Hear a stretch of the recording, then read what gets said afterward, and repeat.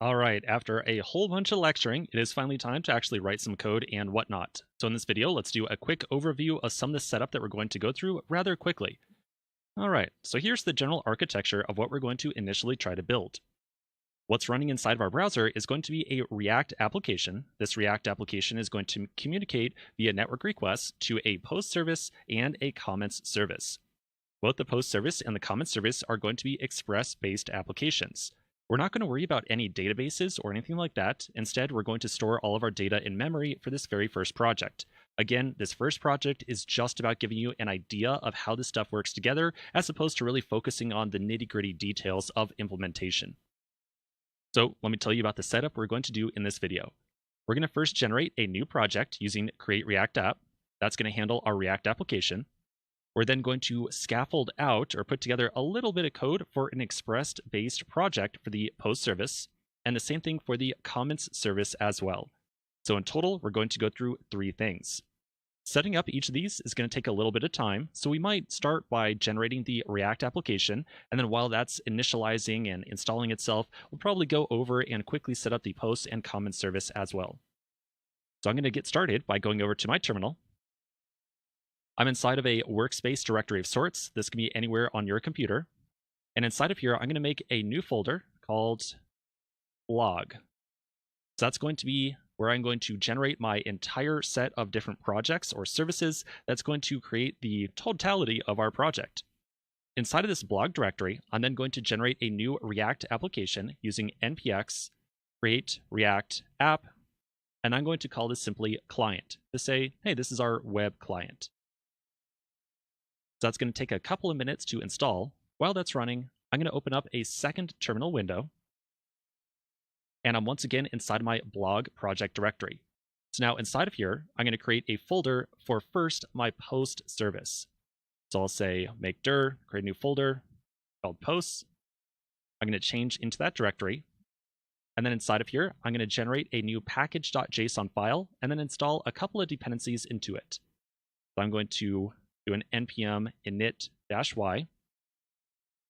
That's going to generate my package.json file.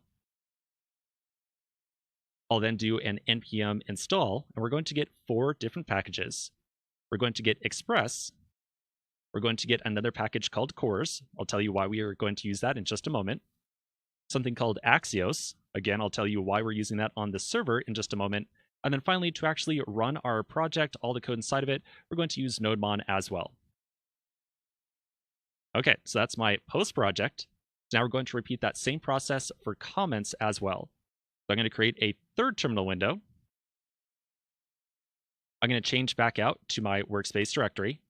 So I'm once again inside of blog, and there's my client and post folders.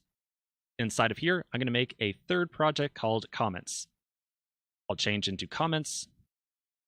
I'll do an npm init-y once again. And then we're going to install the same 4 dependencies that we just installed into the post project. So I'll do an npm install. We'll get Axios, cores, Express, and NodeMon. All right, there we go. So now after just a moment, comments will be all set up. Yep, there we go.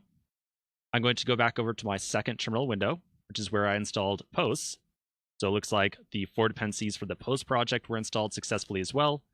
And then finally, if I go back to the first project window or the first terminal window, I should see the create React app all finished installing. On the first terminal window, I'm going to make sure that I change into that client directory. Okay, so now in total, I've got 3 terminal windows, 1 for client, I've got 1 for our post service, and 1 for our comments service as well. I can tell you right away that one of the most confusing things inside this course is going to be the number of terminal windows that we're running at any given time. And I can really apologize in advance because, well, I'm going to be changing between these terminal windows quite a bit.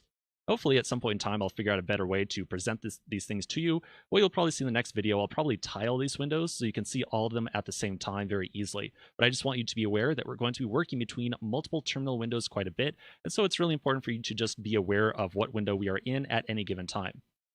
Okay, so that's it for our initial project setup. So quick pause right here. Going to start writing some